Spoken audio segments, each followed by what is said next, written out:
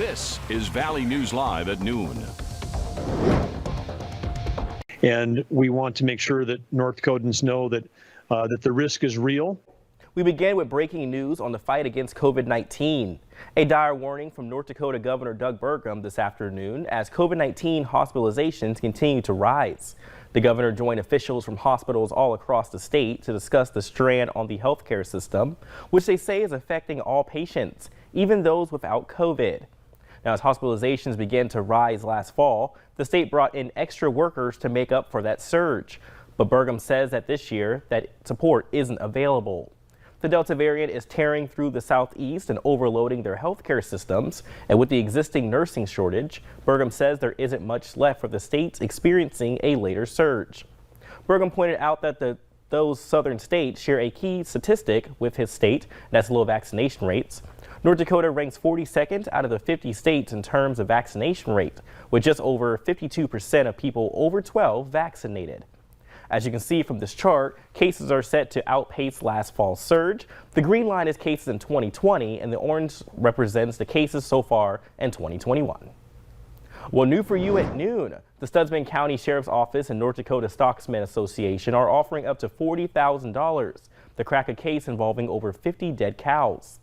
58 pregnant cows were found dead in a pasture on the Arrowwood National Wildlife Refuge back in July.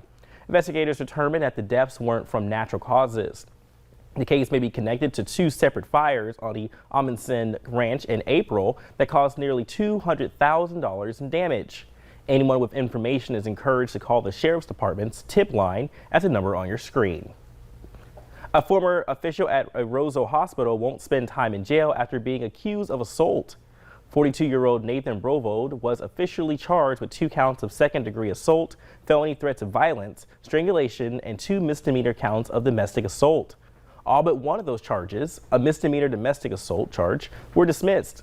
A Roseau County judge sentenced him to 1 year of supervised probation. Brovode is also prohibited from using alcohol and drugs and cannot enter a bar or liquor store. He must also complete the Domestic Abuse Batterers Intervention Program. Where we want to enjoy the sunshine while it lasts, some of us could see over an inch of rain tomorrow. Let's go to Lisa Green to see what we can expect for tomorrow's First Alert Weather Day. Hey, Lisa. Hey, we are looking at some big changes coming our way. It's already started a little bit, but it really hits overnight tonight and into tomorrow for that First Alert Weather Day. We're looking at conditions that are going to start to change, especially into the later evening hours. Here's a look at timing on this. We're looking at those storms developing late tonight. It may not even be until after midnight that we see that happen, and then they will be very slow to move through. We do have the potential for some stronger storms. The severe threat seems a little less likely, though I can't rule out 1 or 2 perhaps getting to that range, especially in the early parts of this event in the overnight hours and into early tomorrow.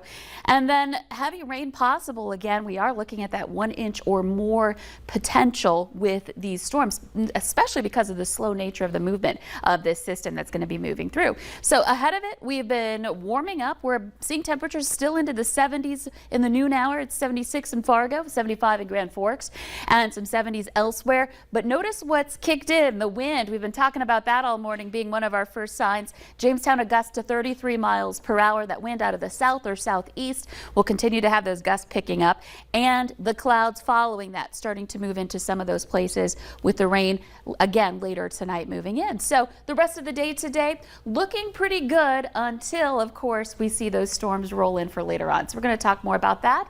Take a look at your Labor Day weekend planner too. That's coming up here really quickly. All the details in just a couple of minutes. That sounds good. Thank you, Lisa. Well, in the wake of extreme drought conditions this summer, many homeowners are wondering what they can do going forward to preserve their gardens and lawns. Some are wondering if it's too late. The NDSU Horticulture Department says it's better to give your lawn a huge gulp of water rather than a series of sips. The best time to water is in the early morning. The grass plants will absorb what they need and any extra water will evaporate. Make sure to mow properly and monitor your automatic timer.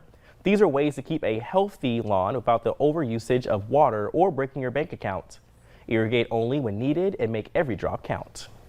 To get our lawns healthy again before they go into winter, it's important that they have enough moisture and nutrition. Now, if we don't get rains of 1 inch every 7 to 10 days, it does mean we should water, but one watering 1 inch once per week is fine.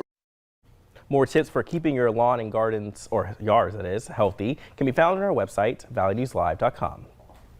The Catholic Diocese of Crookston is now requiring masks in their schools. Bishop Richard Pate cites high COVID rates in the area as the reason for the change. The bishop says he wants to take all the necessary steps to protect kids in Catholic schools. The diocese website lists 8 schools within the diocese.